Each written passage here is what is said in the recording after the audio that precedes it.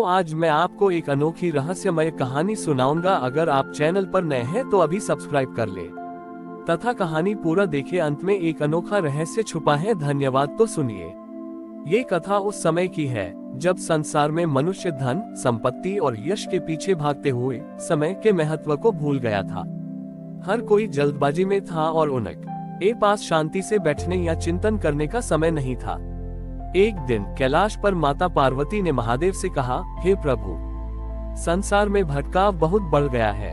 मनुष्य अपने आज को छोड़कर कल के लिए जीता है और अपने वर्तमान को व्यर्थ कर देता है। वे ये भूल गए हैं कि समय ही सबसे अमूल्य धन है। महादेव मंद मंद मुस्कुराए और बोले, प्रिय, मैं उन्हें समय का वास्तविक मूल्य दिखाऊंगा। अगले ही पल महादेव ने एक वृद्ध और शांत भिक्षु का रूप धारण किया।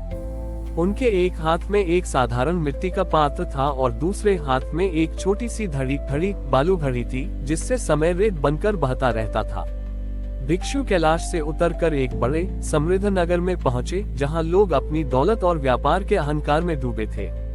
भिक्षु हर अमीर व्यक्ति के द्वार पर जाते और केवल एक ही भिक्षा मांगते, हे गृहस्थ, मुझे अपने जीवन का एक क्षण भिक्षा में दीजिए। लोग भिक्षु को देखकर उपहास करते। कोई कहता, पागल है, खाना कपड़ा मांगता तो देता, यह एक क्षण क्यों मांग रहा है। एक घमंडी व्यापारी जिसका नाम धवल था, उसने भिक्षु को देखकर तिरस्कार से कहा, जाओ यहाँ से, मेरे पास फालतू बातों के लिए समय नहीं है। समय की बर्बादी कौन करेगा। मैं तुम्हें 2 स्वर्ण मुद्राएं देता हूँ, तुम जाओ। भिक्षु ने शांत भाव से कहा, मुझे स्वर्ण नहीं चाहिए। क्या तुम अपने अनंत धन में से केवल एक क्षण भी मुझे नहीं दे सकते। धवल ने क्रोधित होकर उन्हें धक्के देकर बाहर निकाल दिया। भिक्षु अगले दिन फिर आए और यही भिक्षा मांगी। पूरे नगर में कोई भी उन्हें एक क्षण देने को तैयार नहीं था। सबका मानना था कि समय अनमोल है, इसे यूं ही किसी भिक्षु को कैसे दे दें। कुछ दिन बाद धवल व्यापारी को एक भयंकर रोग हो गया। उसके पास अपार धन था, पर वह उससे अपना इलाज नहीं करवा पाया। उसका जीवन संकट में आ गया। जब वह अपनी अंतिम सांसें गिन रहा था, उसे उस भिक्षु की याद आई। डर से कांपते हुए उसने भिक्षु को बुलवाया और रोते हुए कहा, क्षमा करे भिक्षुवत, मैंने आपको तिरस्कृत किया।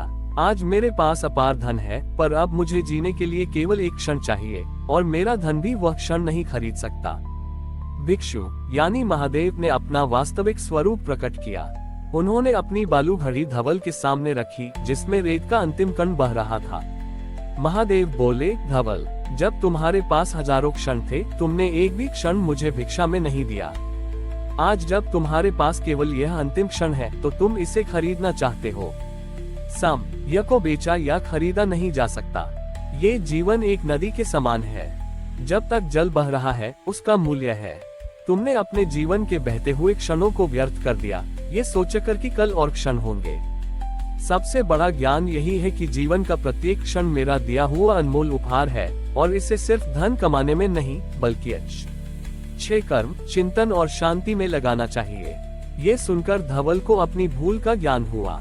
उसने अंतिम क्षण में सच्चे हृदय से महादेव से क्षमा मांगी और शांति को प्राथमिकता देने का प्रण लिया। महादेव की यह लीला सिखाती है कि समय ही वास्तविक महाधन है। जो व्यक्ति अपने वर्तमान क्षण को व्यर्थ कर देता है, वह जीवन में कभी भी सच्ची शांति और महादेव की कृपा प्राप्त नहीं कर सकता। धवल व्यापारी ने महादेव के समय के उपदेश को अपने अंतिम क्षणों में समझा और शांति से प्राण त्यागे। नगर में यह बात आग की तरह फैल गई कि एक रहस्यमय भिक्षु ने धवल को उसके अंतिम क्षणों में समय का वास्तविक अर्थ समझाया। महादेव भिक्षु के रूप में अब भी उसी नगर में थे। उनका शांत, तेजस्वी रूप और हाथों में बालू घड़ी देखकर लोग अब उनका उपहास नहीं करते थे, बल्कि भय और जिज्ञासा से भर जाते थे।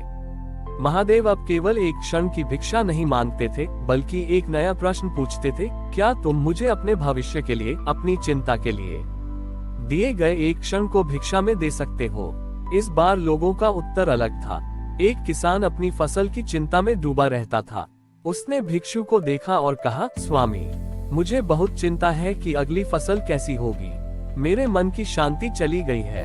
लीजिए, मैं अपने भविष्य की चिंता वाला वह क्षण आपको भिक्षा में देता हूँ। जैसे ही किसान ने ऐसा कहा, भिक्षु ने अपनी बालू घड़ी को पलट दिया और रेत बहने लगी।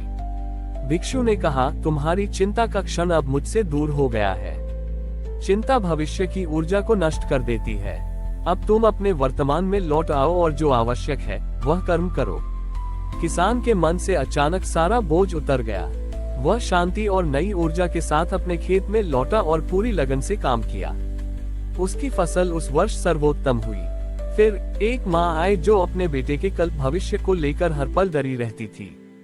उसने भी अपने भय के क्षण भिक्षु को समर्पित कर दिए।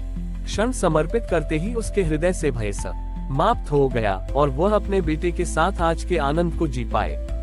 नगर के लोग धीरे धीरे ये समझने लगे कि भिक्षु उनसे कोई भौतिक वस्तु नहीं ले रहे थे, बल्कि वे उनसे व्यर्थ के क्षण चिंता, भय, पश्चाताप, अहंकार ले रहे थे ताकि वे अपने वर्तमान को शुद्ध कर सकें। महादेव ने इस लीला के माध्यम से यह स्थापित किया कि ग्रेटर देन मनुष्य के जीवन में सबसे बड़ा बोझ अतीत का पश्चाताप और भविष्य की चिंता है। जो व्यक्ति उन क्षणों को ईश्वर को समर्पित कर देता है वह उसी क्षण अहंकार और बोझ से मुक्त हो जाता है और अपने वर्तमान कर्म में परमात्मा को पाता है। ग्रेटर देन जब पूरे नगर में लोग अपने व्यर्थ के क्षणों को त्याग कर आज में जीना सीख गए तो उनका जीवन शांत, आनंदमय और समृद्ध हो गया। इसके बाद महादेव ने अपने शांत भिक्षु रूप को त्याग दिया और कैलाश लौट गए। लेकिन उन्होंने संसार को यह अमूल्य ज्ञान दिया कि ईश्वर को खोजने के लिए कहीं दूर जाने की आवश्यकता नहीं है। वह तुम्हारे द्वारा पूरी ईमानदारी और शांति से जिए गए वर्तमान क्षण में ही विराजमान है। नगर के लोग जो अब अपने वर्तमान क्षण को जीना सीख गए थे, उन्होंने समय के भिक्षु को ही अपना मार्गदर्शक मान लिया। महादेव भिक्षु के रूप में ने अब वहां एक छोटी सी कुटिया बना ली और लोगों को वर्तमान का दान देना छोटी ही खाने लगे। भिक्षु ने एक दिन नगर के बुद्धिमान और समर्पित लोगों को बुलाया और कहा, मैंने तुम्हें तुम्हारे व्यर्थ के क्षणों से मुक्ति दी है। अब तुम्हारा कर्तव्य है कि तुम इस मुक्ति को दूसरों तक पहुंचाओ। तुम सब समय के सेवक बनोगे।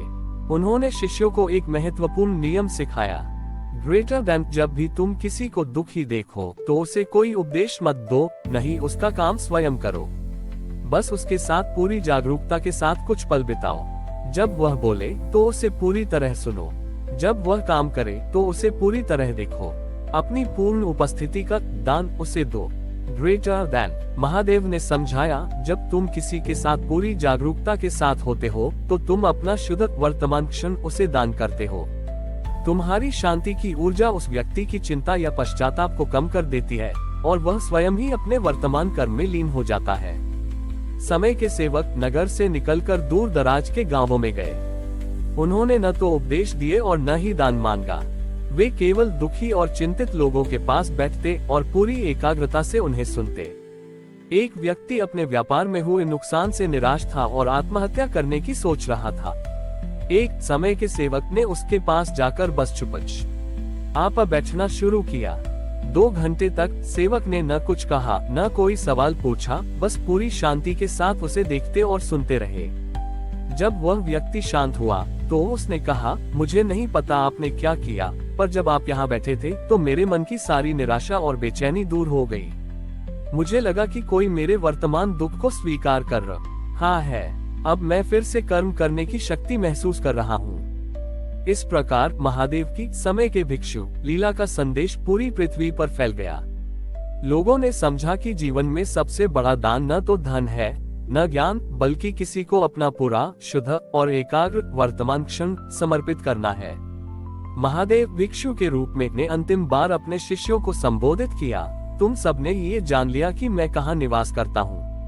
मैं कैलाश पर नहीं, बल्कि तुम्हारे द्वारा प्रेम और जागरूकता से जिए गए प्रत्येक वर्तमान क्षण में निवास करता हूँ। इसके बाद भिक्षु एक प्रकाश पुंज में विलीन हो गए।